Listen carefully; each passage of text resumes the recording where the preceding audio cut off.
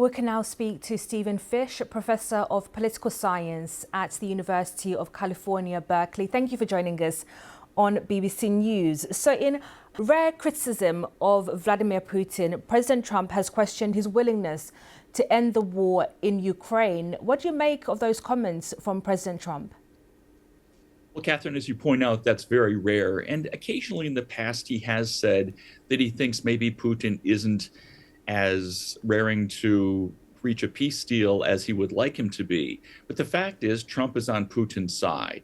Trump has been hearing from all these other leaders, European leaders, and Zelensky himself, the truth in recent days, which is that Putin is jerking Trump around. He's tapping him along, as Trump said.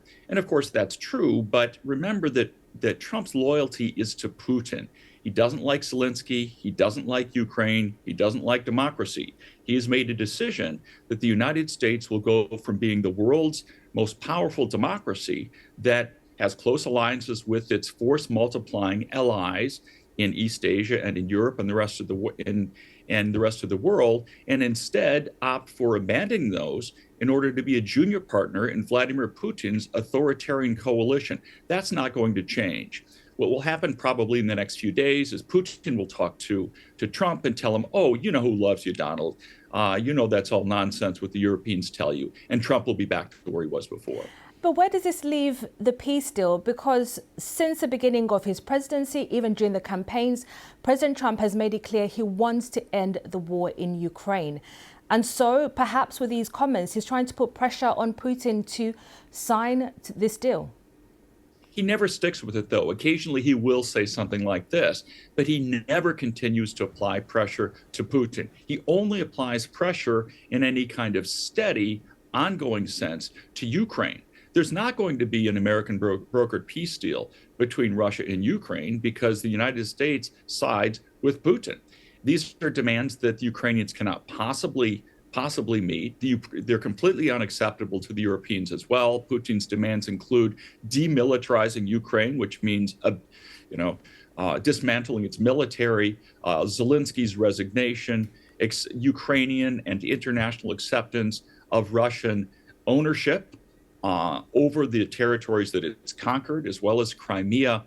These are not terms that Ukrainians will ever go along with, and that most Europeans wouldn't go along with as well. Of course, prior to Trump, the American government would never go along with such a thing as well. It's totally antithetical to American interests. But Trump is very different. His peace deal is dead on arrival. It's never going to happen. So, Professor Fish, let me just ask you this question, because in recent days, there has been a sense of optimism that an agreement might be reached. Are you saying that you just don't think it's going to happen at all? No, it's not. Not the kind of deal that Putin has been putting on the table and that Trump has been backing. That's impossible. It's possible that somehow a peace deal will eventually be reached. Certainly, Zelensky wants an end to the war. The Europeans do. Pretty much everybody but Putin does. And that's the problem.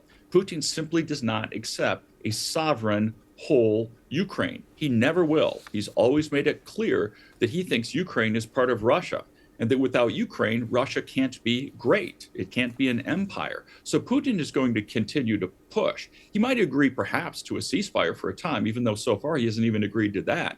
But over the medium and long run, he will just use a ceasefire to rearm, regroup, and attack Ukraine again. This is something the Europeans know. It's something the Ukrainians know. It's something that the Biden administration and most Americans know. It's something, though, that Trump will deny. But it is a reality that needs to be taken into account. Professor Stephen Fish, thank you so much for sharing your analysis with us. My pleasure.